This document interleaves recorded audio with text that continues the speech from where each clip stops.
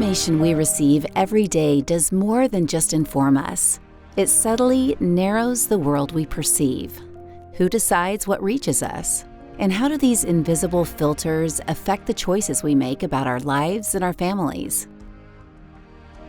My name is Sophia Fergerdi. I've been working with families since 2010, and for years, my team and I have been studying the key trends that shape family life worldwide. In this chapter, we take a closer look at how communication itself is shaping the future of families.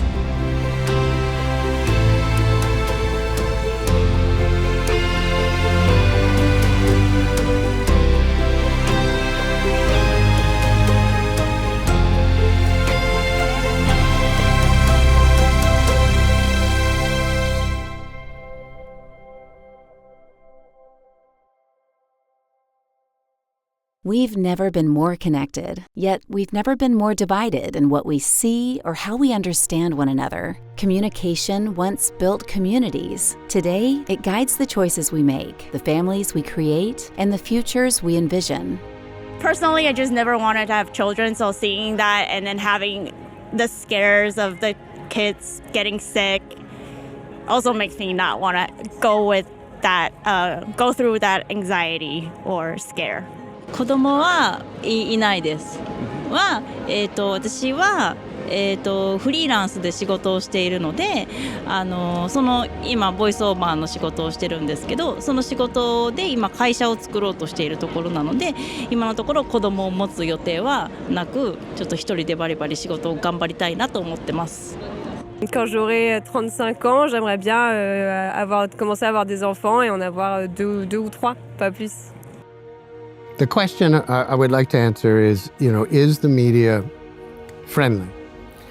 In the United States, the Center for Disease Control issued a report last year, 2024, saying that birth rate had declined 19% to historic lows since 2007. Well, 2007 is when Facebook first went nationwide. And you could call it the birth of social media. So is there a connection?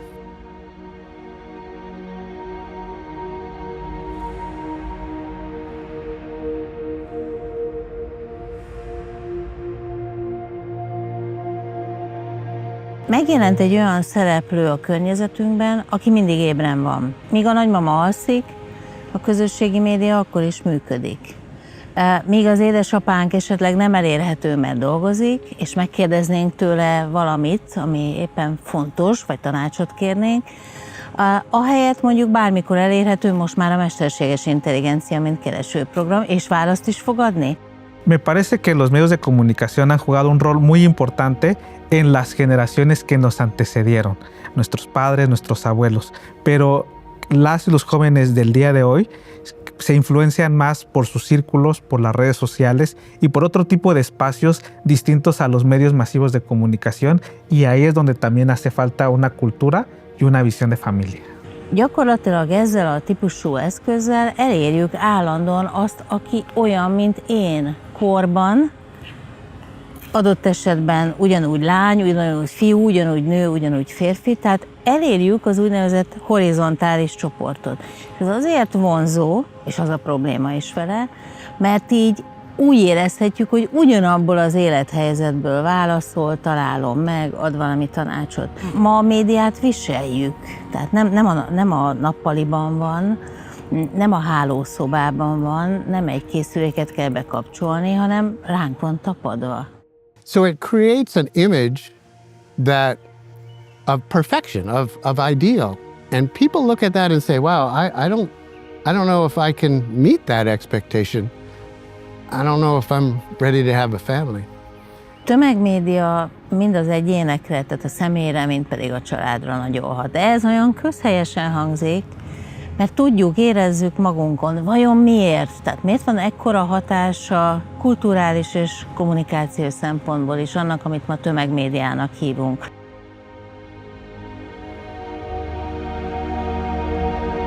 Since media started, when the first newspaper came out, you engaged through disasters and fear and anger. Like the front page of every newspaper has a big explosion and an accidents and a murder. And social media picked that right up and said, you know, confrontation. And whereas in the United States, we see a lot of polarity where it's like us versus them and people get angry. And I could see a young person coming of age saying, should I have a family or not? Looking at their phone saying, I don't think I want to bring a child into this world. I don't believe the media is supporting people in terms of having families. I don't think they're trying to make it a trend, but I think in trying to suppress it, it has become something that has become a counterculture within the United States. Young people should be starting families, and that's the only way a nation can survive, is by having more children, by creating families. That's the backbone of civilization. Creating a family is the backbone of civilization. I think the way that bloggers and family-friendly influencers kind of change the culture is by showing an alternative. You know, they're really showing an alternative to what the media is trying to force down people's throats. Let's flip it and say what's positive about social media. So I know a lot of people that listen every day on their way to work to podcasts, and they hear smart people, they hear people giving advice, they hear mothers and fathers, and they're talking about childcare techniques and ways to nurture children. I think really the answer is that you have to pick and choose. Are you gonna, you know, look at the terrors of Facebook, or are you gonna engage with thought leaders and with advice and guidance of smart people, which you can do on social media? So there's really two sides to it. I think the media needs to stop producing at the extremes of extreme left or extreme right, and produce media and ideas and positivity that's more around the middle where most people are.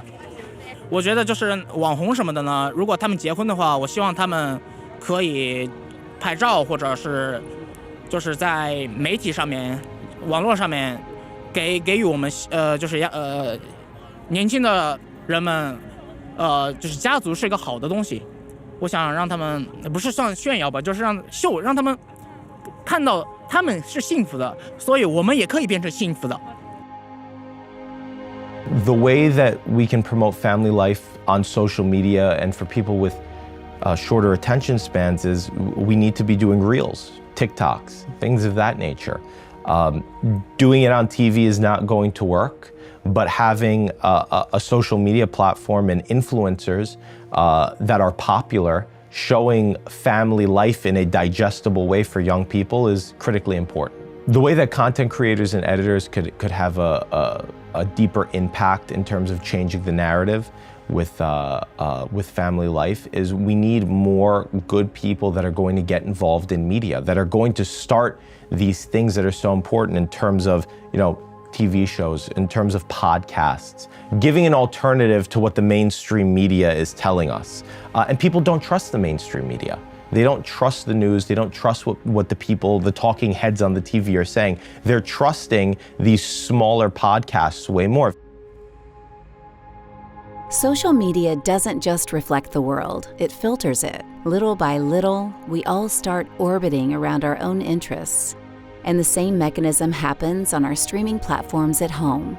They serve us more of what matches our world until, almost without noticing, the world we see slowly closes in around us. Film is absolutely immediate, instrumental, powerful form to infect families, infect and affect families, and dialogue within families. I think film, probably more than any other art form, is the most influential, simply because it's all over the place. It's built for a mass audience. A museum audience gets a certain demographic. A musical audience gets a certain demographic. But a film is a group experience shared by hundreds of thousands of people at the same time. So that collective experience of being in an audience together makes it all the more powerful.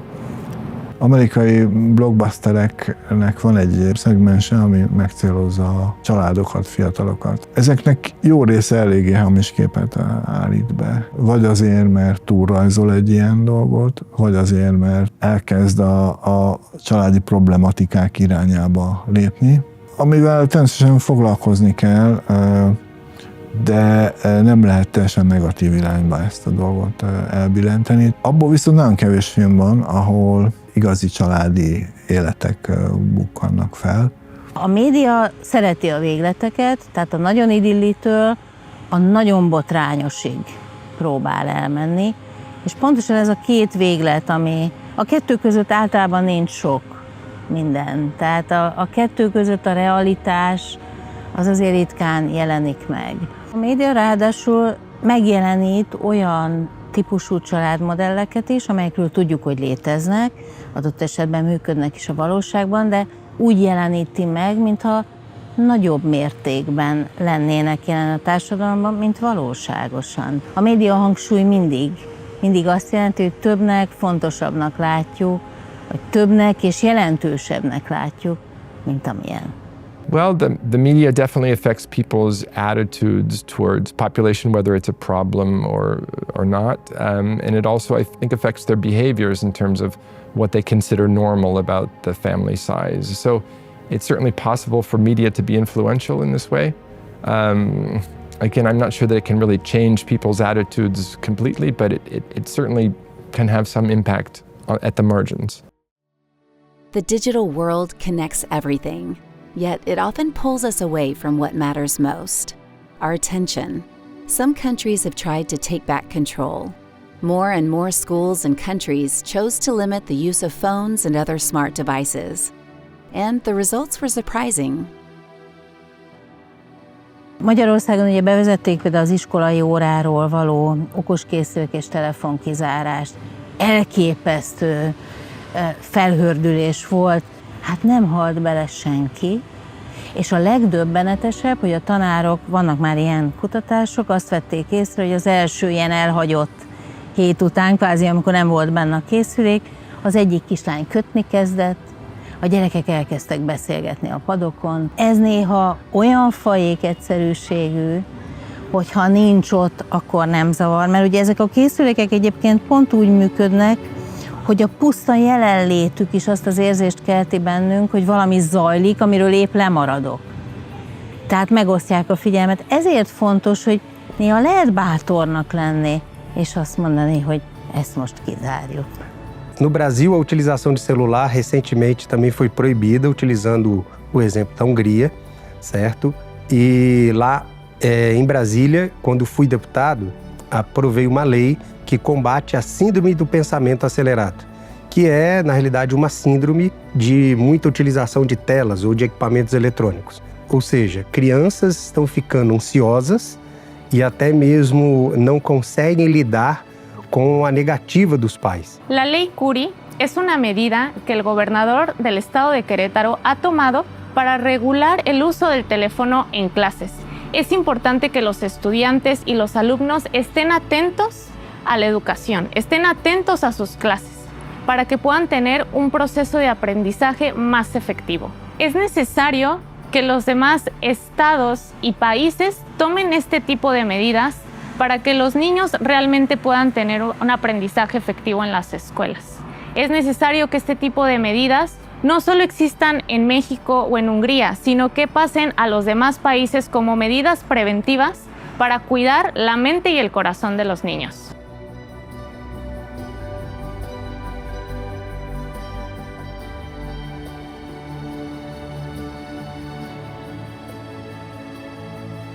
Uno de los pilares dentro de nuestro decálogo es el número 8.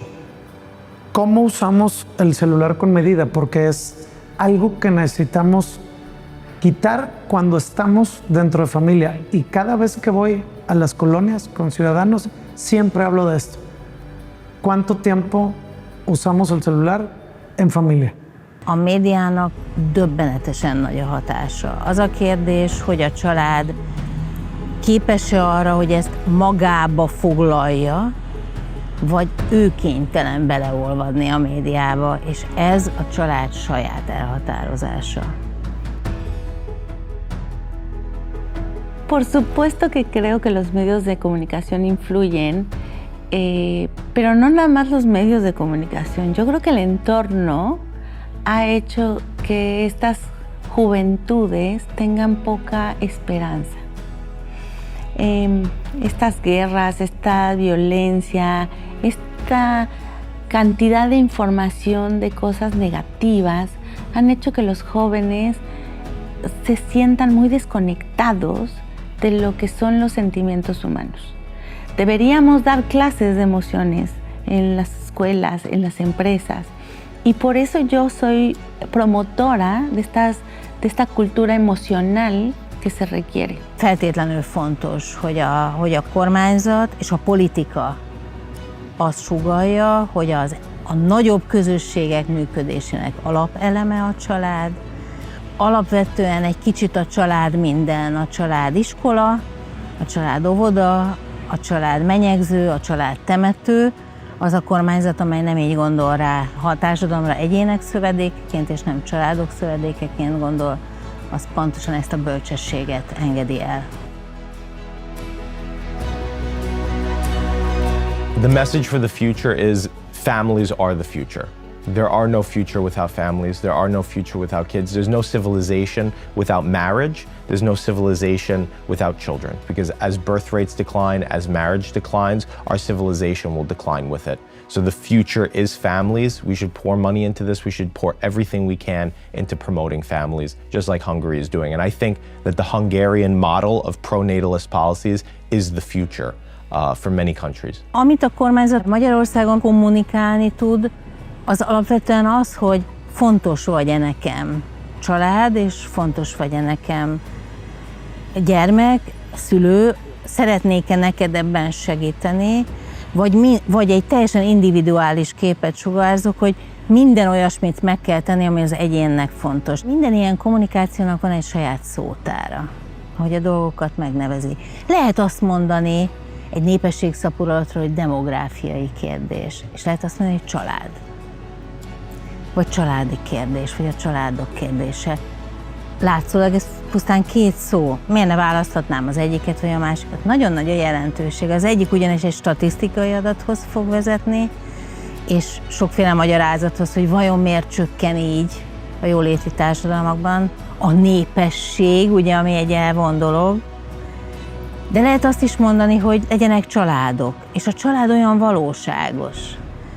Olyan mindannyiunknak van. Tehát ennyire nincs, a világon nincs olyan dolog, ami ennyire lenne mindenkinek, mint családja. És én látom a generációkon, hogy attól, hogy ilyen a kommunikáció az utóbbi években, attól sokkal könnyebben elmondják, hogy a család, tehát sokkal jobban jön ki az egyén száján is, hogy a családom, a hitem, a hazám.